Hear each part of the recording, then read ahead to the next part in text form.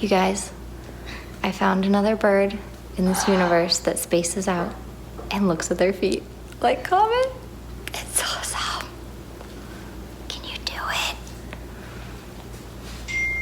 Oh. Yes. What?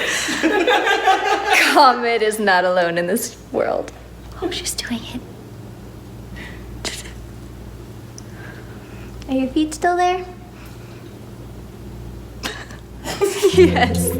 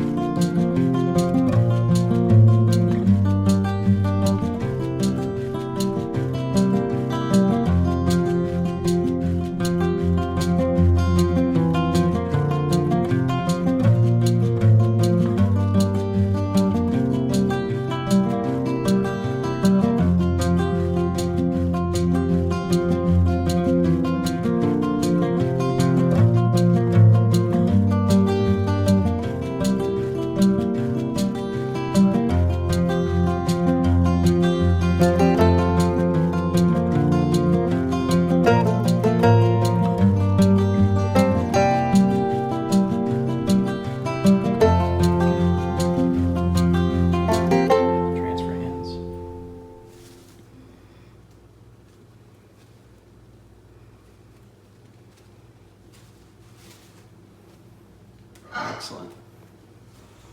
Cool.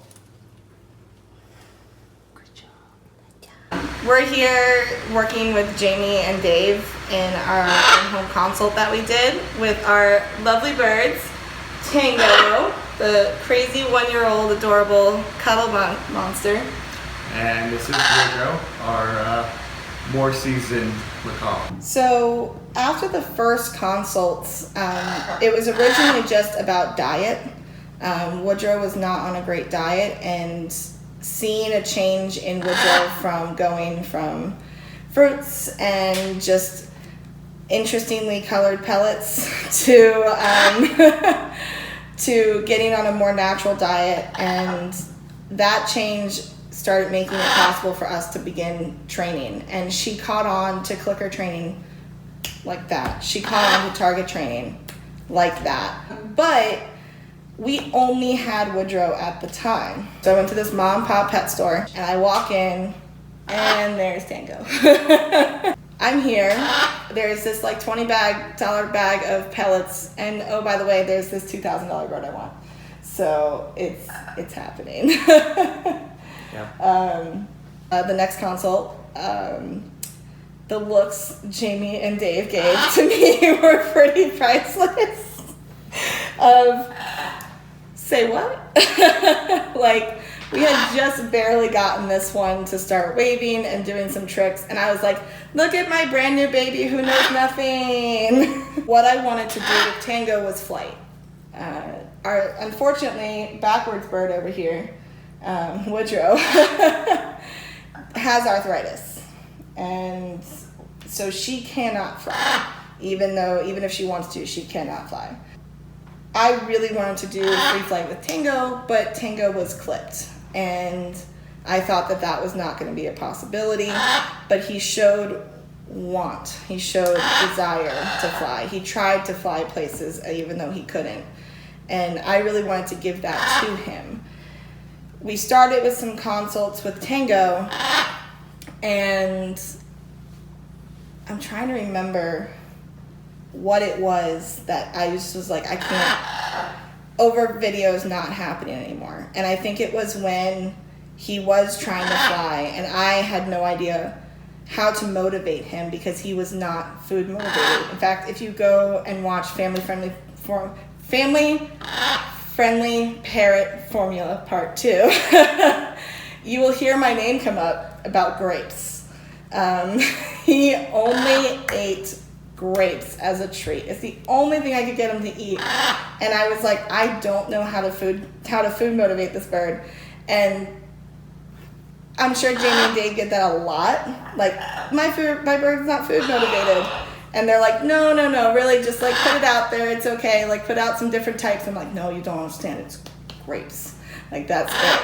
And I was like, you know what? If they could just see it, if they could just like see what I'm seeing and then be like, okay, here's what needs to happen, here's what I need to do, because I had no idea. I thought it would work. And so I think it was in June, I messaged Jamie and was like, so, when are you coming to Florida? Well, at first I thought it was, it might not be the best decision, but I saw that you were getting stuck with Tango and having a hard time, so Yeah. I definitely changed my mind when I saw you slowing down your progress with him.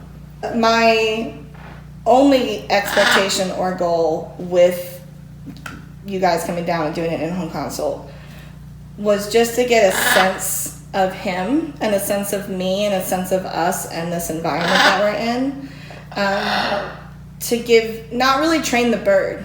I knew in 4 days a miracle wasn't going to happen with the bird. I wasn't delusional about that. I deal the same thing with my math students. They think in 1 hour session they're going to go from an F to an A. That it just doesn't happen. So I didn't have that expectation of, oh, my bird is clipped and can barely fly and we're going to be outside with all the birds and the sun and the trees. But I wanted you guys to train me and to be like, here's how you need to be thinking as a trainer. Here's what you need to be doing, especially in our situation with this absolute cutie patootie. Yeah, what I expected was for you guys to come down and to show me how better handling techniques with Tango, and to work on possible flights. I was expecting maybe 1 to 2 flights from wherever to me. I was expecting for Woodrow to maybe learn a new trick, and I was expecting for David to hopefully be more enthusiastic about the process. What ended up happening was day 1, we went from Tango only could go on my arm to now was going on my hand like perfectly. Like they literally had to come and position my hand to make it work. But now I can pick Tango up on my hand, carry him around on my hand, and switch from hand to hand. Then not only that, we got 5 or 6 flights from one side of the house to the other, landing on my hands. So it was no longer just like maybe or not he will fly, but it was he's flying, he's landing, I'm catching him, this is happening. Woodrow, in between when I was talking to Jamie, Dave just like went up and was like, I think I'm gonna teach her the head shake, and started like just going near her and like doing some voodoo magic, I don't even know what, and next thing you know, not even exaggerating, within 60 seconds had taught Woodrow the head shake and was like, here, just put this on cue now. And that happened, and that was just during a conversation. And David, I think it wasn't really until today, on our 4th day, but also we weren't like training a lot with David at that point. We were more focused on Tango. And today, Woodrow and David really shined. Seeing Woodrow actually motivated to do anything was really the exciting part. Not so much the trick itself, but seeing her able to do something other than just stand on her cage. Before Dave and Jamie got here, Woodrow really did not want to come off the cage unless she was really feeling like it. And now, after 4 days, Woodrow is asking me to come off the cage. He's climbing around on the outside just waiting for me to pick her up. So that's a huge improvement for Woodrow, and I'm really excited about that now. My aha moment was day 3. Day 3 was the hardest day for me. Day 1 and day 2 had gone beautifully, and day 3 we realized there was a little hitch in our plans, and that was this gorgeous tree I had built for Tango. And it had become Tango's safe spot, and we realized that much of his motivation was coming from the tree. I never in a million years would have thought the tree would have been an issue or hindering me from actually moving forward with him. And we never would have progressed, and I would have been frustrated, and I would not have known why. And I probably would have spent way more consults frustrated in tears rather than now like, okay, I think now I know like what his pitfalls can be that are environmental, because I don't think about environmental things with birds. So that was huge for me. There you go. Tango! If anyone is thinking that their bird can't do something, or they can't do something, or there's just a situation that no one will understand, Jamie and Dave will understand. And if you can get them out there, get them, because now every single consult that we do after this via Skype or whatever is going to be worth a zillion times more, and I can't wait to have them back, hopefully next year. So I drew this for you guys. Awesome. Whoa! Of Tango with his little wing flap. That is awesome. And you drew him fully flighted. I did. I love it. So this is a amazing. thing I found online, and then I did my own version of it. So, Oh my gosh. That's Yeah. cool. Incredible. But We gotta frame it.